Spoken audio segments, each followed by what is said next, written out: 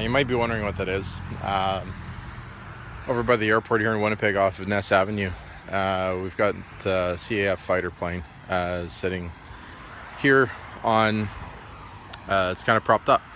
Oh look, another video where you don't actually get to see my ugly mug. Sucks to be you. Anyways, 22 push-ups, 22 days for PTSD.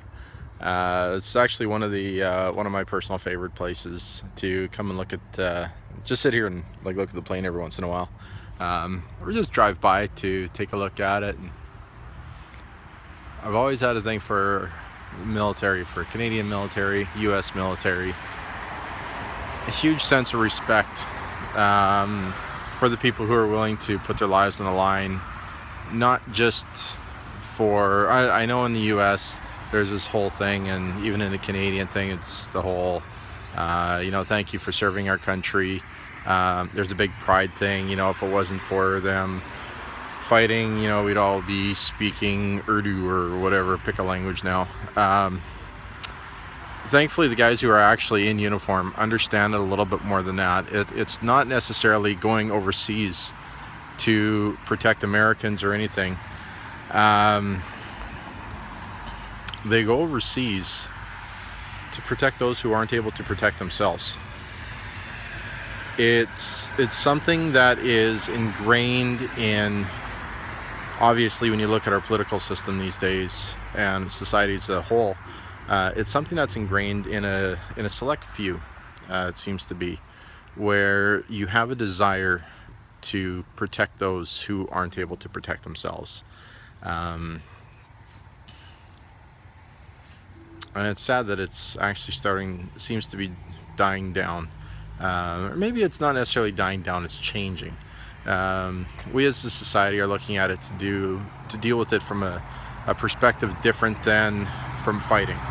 I don't think that's necessarily a bad thing, because usually getting into a fight, I know when I was in high school, there was, in elementary school, there was always bullies and stuff to contend with.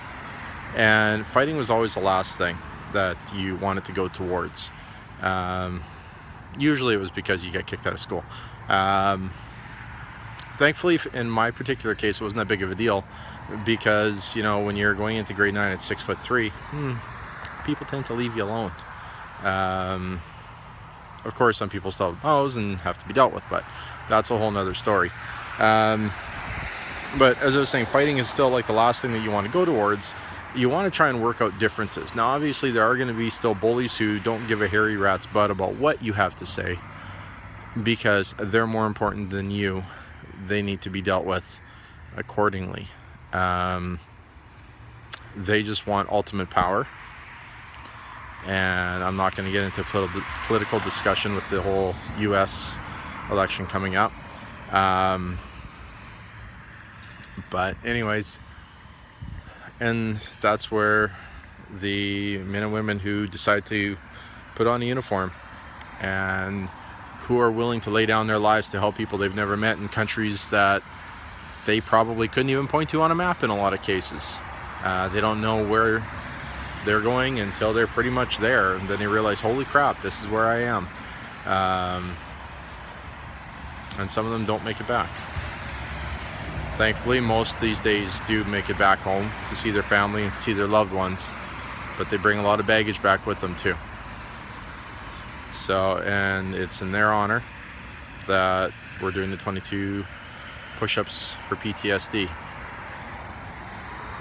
Man, I got a belly full of pizza right now. This is going to be interesting. My nomination for tonight, should have thought about this ahead of time. Thomas Hernandez Mendoza.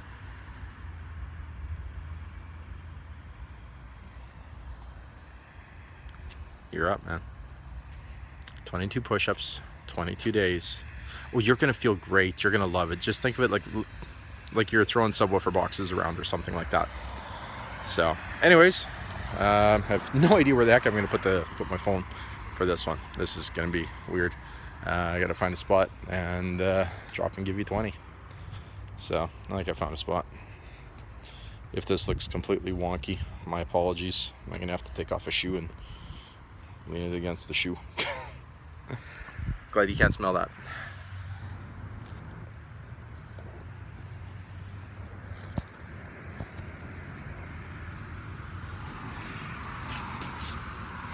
Alrighty, 22.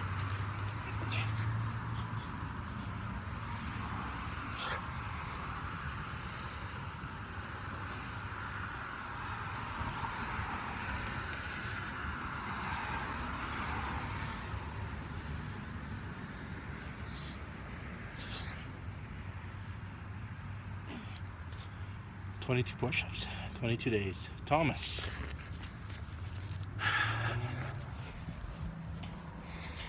You're up, brother.